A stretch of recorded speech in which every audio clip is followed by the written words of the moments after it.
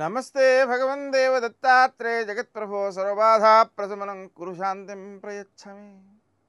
నేటి కాలమాన విశేషాలను గమనిద్దాం.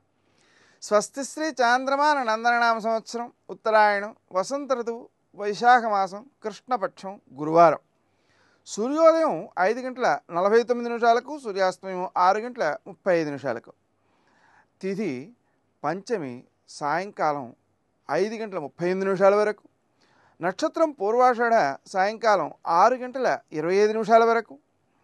వర్జం శేషవర్జంగా ఉదయం 6:21 వరకు. మరల రాత్రి 2:12 నుంచి 3:45 వరకు. దుర్ముహూర్తం ఉదయం 10:04 నుంచి 10:55 వరకు. మరల మధ్యాహ్నం 3:11 నుంచి 4:02 వరకు. అమృతకాలం మధ్యాహ్నం 1:54 నుంచి 3:24 వరకు. రాహుకాలం గురువారం కాబట్టి మధ్యాహ్నం 1:30 నుంచి 3 గంటల వరకు. నేటి విశేషం గురువారం.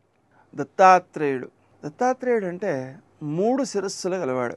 ఈ 3 శిరస్సులు భూత భవిష్యత్ వర్తమానములకు సంకేతము.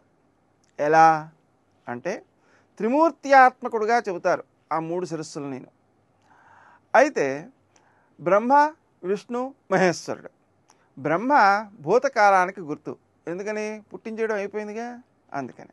విష్ణువు వర్తమాన కాలానికి సంకేతం, ఎందుకని మనం జీవించి ఉన్నాం, ఇప్పుడు రక్షకుడుగా ఉన్నాడు ఆయన, అందుకని.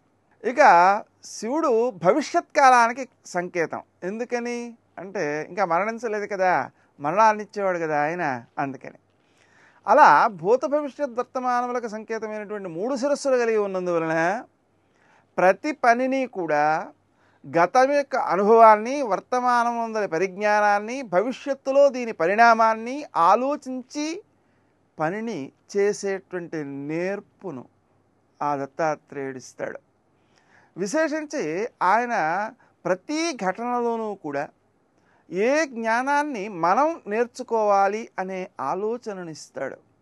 ఆలోచించండి, ఏదో ఒక ఘటన జరిగింది, దానికి వెంటనే స్పందించకుండా ఇది మనకు పాఠం చెప్పడం కోసం, ఒక జ్ఞానాన్ని అందించటం కోసం, మనలో పరిణతిని తీసుకురావడం కోసం ఈ ఘటన జరిగింది, భగవంతుడు ఏర్పరిచాడు ఈ ఘటనని అని ఆలోచన చేస్తే అనవసరమైన కోపతాపాలు ఉండవు కదా. అందుకని ఏ వ్యక్తికైనా సరే జరిగే ప్రతి ఘటన కూడా తన యొక్క పరిణతికి మాత్రమే వినియోగించుకునేటువంటి ఆ లక్షణం అలవడాలంటే దత్తాత్రేయుని పూజించాలి. నేటి ఆణిమత్యం.